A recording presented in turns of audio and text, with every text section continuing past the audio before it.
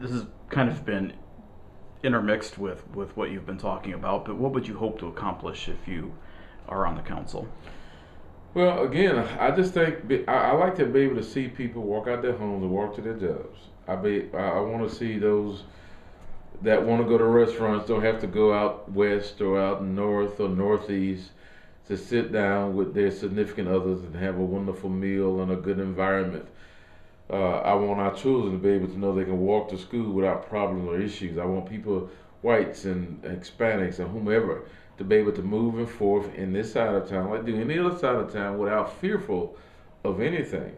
So naturally, jobs and like to see more African Americans and more Hispanics and more Burmese owning jobs themselves and being part of the southeast side of town. Then to have them to come to the tip of the table to understand this is your community just like it is anyone else's. There's no big eyes or little U's. So I would like to be on city council to make sure whatever comes to the table, that the people would tell me, this is what we want. This is what we not want. This is how we want you to vote. This is how we not want you to vote. Because I think for me, a politician, which I'm not, I'm more a pastor. I like hearing from the people. The Bible tells us the voice of the people is the voice of God. I need to hear their voices. I need for them to speak so I can make sure their voice get to the table. If I don't do that, then how would I know anyone else know what the people want? And if you're gonna know what the people want, why run for any position for the people if you're not listening to the people? Mm-hmm. So I think listen to the people, what if they be rich or poor, fat, short, whatever they are, they're still people. And all of them need to be heard. And I think my calling would be when I become the councilman of this district is to let every person know I'm listening to you. I want to listen to you. I want to hear what you think. I want to hear how you feel. I want to know what you think I should do, what I should not do. I may not always agree with people, and I don't expect anybody to always agree with me. Disagree with me. I love for you to do that, but I'm not. But don't be disagreeable. Let's work it out. Let's figure it out.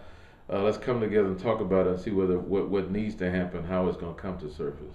So I'm not a type of person I think can tell this community I got the answers, because I don't.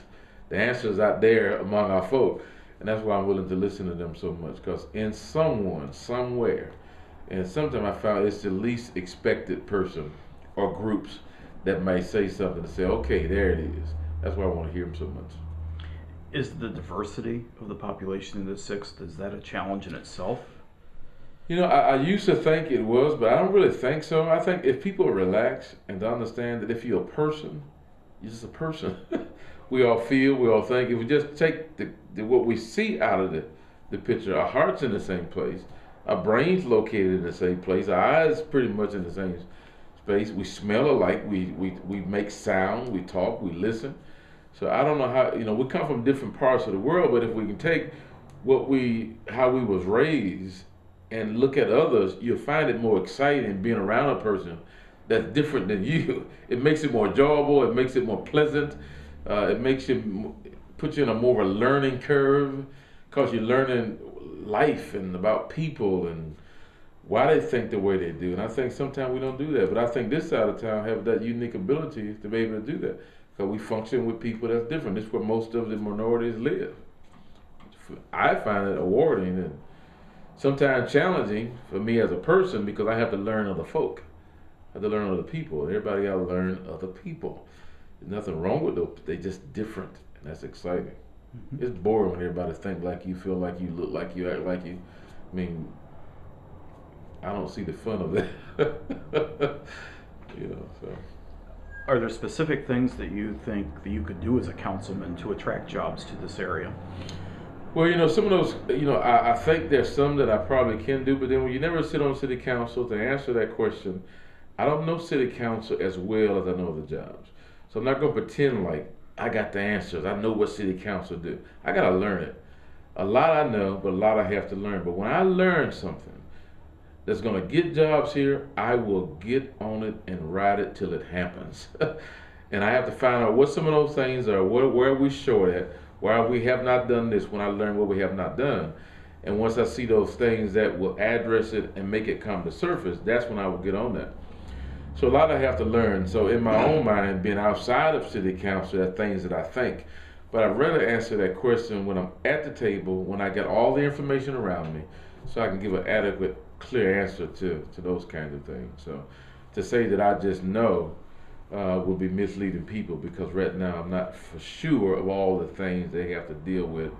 I know a lot of it, but I have to be very close to it to be able to give that answer. I don't like promising folks something that I can't deliver. So I don't want to be a pretender or having someone to think I'm this Superman, this smart guy to know everything about the laws and all that kind of stuff. I can't say that right now, but I can tell them, be assured of, if I'm sitting there, if I know how to get it done, and if I have the power to do it, it will get done. If I have the resources to do it, it will get done.